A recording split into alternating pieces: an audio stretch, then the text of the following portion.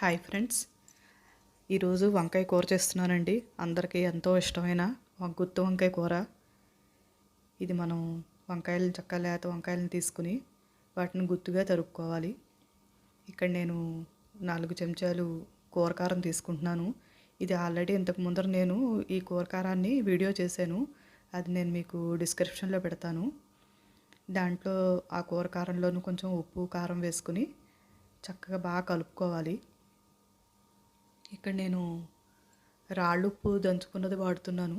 అందుకని అవంతా కొంచెం బాగా కలుపుకొని ఇప్పుడు మనం ఇందాక పెట్టుకుని ఈ గుత్తుల్లోకి వేసుకోవచ్చు. మనకి ఈ కూర సంతర్పణలో కానీ, పెళ్ళిళ్ళలో కానీ, శుభకార్యాల్లో కానీ ఈ కూర లేకుండా అవ్వదు. మనకి చాలా బాగుంటుంది. అందరూ ఖచ్చితంగా చేస్తూ ఉంటారు. మనం దీన్ని వాళ్ళైతే కొబ్బరి, నువ్వులు, వేరుశనగ గుళ్ళు ఇవన్నీ కూడా వేసి ఈ పొడుల్లోనూ అదంతా కూడా ముద్దగా చేసుకుంటారు. చేసుకుని దాన్ని ఈ వంకాయల్లోకి పెడతారు. అది మనకి గ్రేవీ ఎక్కువ వస్తుంది. అది కూడా రుచిగానే ఉంటుంది.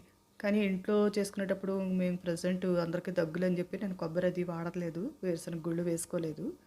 మీరు ఇష్టమైన వాళ్ళు అవన్నీ వేసుకుని తినచ్చు.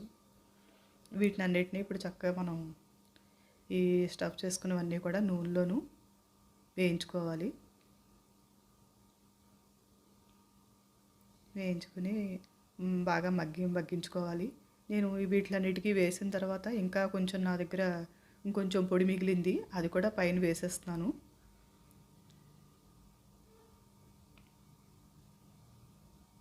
ముందరే మనం కారం కలుపుకునేటప్పుడు ఉప్పు అది రుచి చూసుకోవాలి.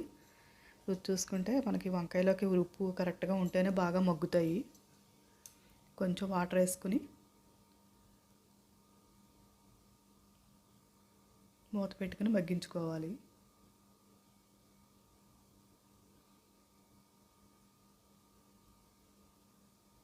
మిగిలిన పొడి కూడా వేసేసాను నేను. చాలా ఈజీగా సింపుల్గా అయిపోతుంది. చాలా రుచిగా ఉంటుంది. అసలు ఇవి మనం నోట్లో పెట్టుకుంటే కరిగిపోతుంది కూర, అంత బాగుంటుంది.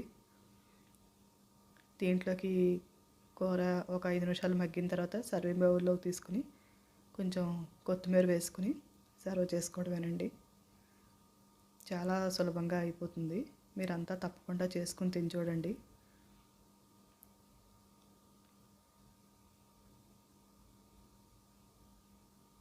దీంట్లో చాలామంది ఉల్లికారం వేసుకుని చేసుకుంటారు, మసాలా వేసుకుని కూడా చేసుకుంటారు. కానీ మేము ఈ పద్ధతిలో చేస్తాం ఇంట్లోనూ. ఇది కూడా ఒకసారి మీరంతా తప్పకుండా ఈ రకంగా కూడా ట్రై చేయండి.